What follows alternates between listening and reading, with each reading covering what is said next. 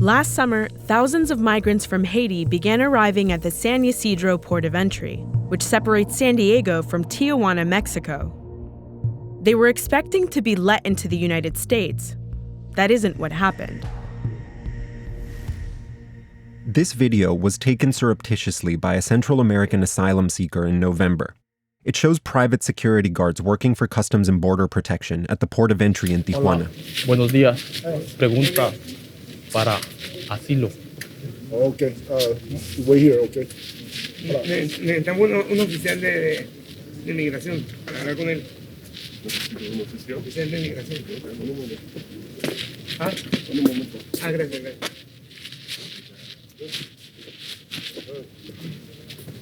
We gotta wait for group. We have to wait for Grupos Beta. Grupos Beta. Yeah.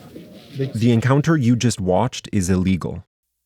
According to the Immigration and Nationality Act, when migrants present themselves at a U.S. port of entry and either ask for asylum or say they fear harm if they return to their country, U.S. authorities are required to grant them an interview with an asylum officer.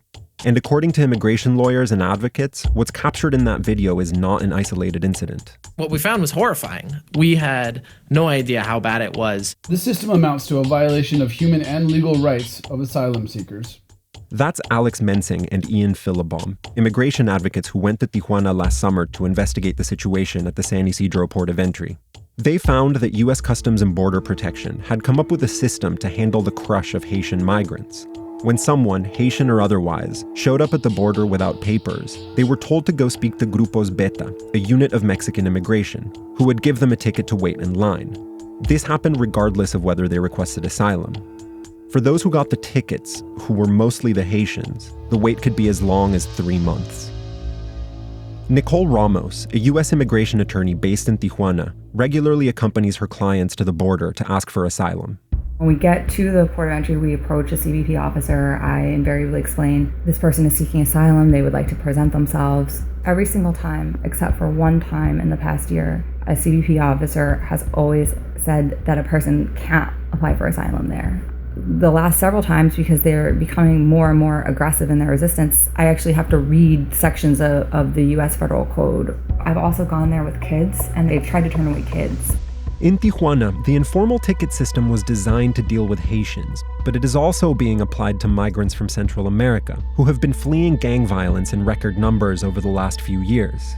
Because many of them entered Mexico without documents, when they go talk to Grupos Beta, they're turned away. At that point, the only recourse left for them is to try to cross in the desert, which is obviously dangerous. And so they have to go the informal route, which involves usually hiring some sort of human smuggler, coyote. When we asked Customs and Border Protection about these allegations, they neither confirmed nor denied that asylum seekers were being turned away. But they acknowledged the ticketing system at San Ysidro, saying it was designed in collaboration, quote, with the Mexican authorities to improve the processing and humanitarian assistance of those individuals with no legal status to enter the U.S. On January 13th, a coalition of immigration advocates filed a complaint with Customs and Border Protection, alleging that asylum seekers were being turned away not only at the San Ysidro port of entry, but also at Nogales, El Paso, Reynosa, and others.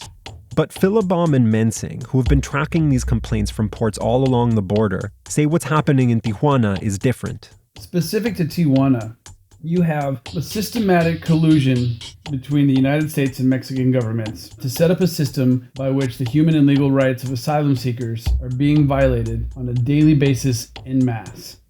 Even though this system was put in place under the Obama administration, there's reason to believe that it's a taste of what's to come under President Trump.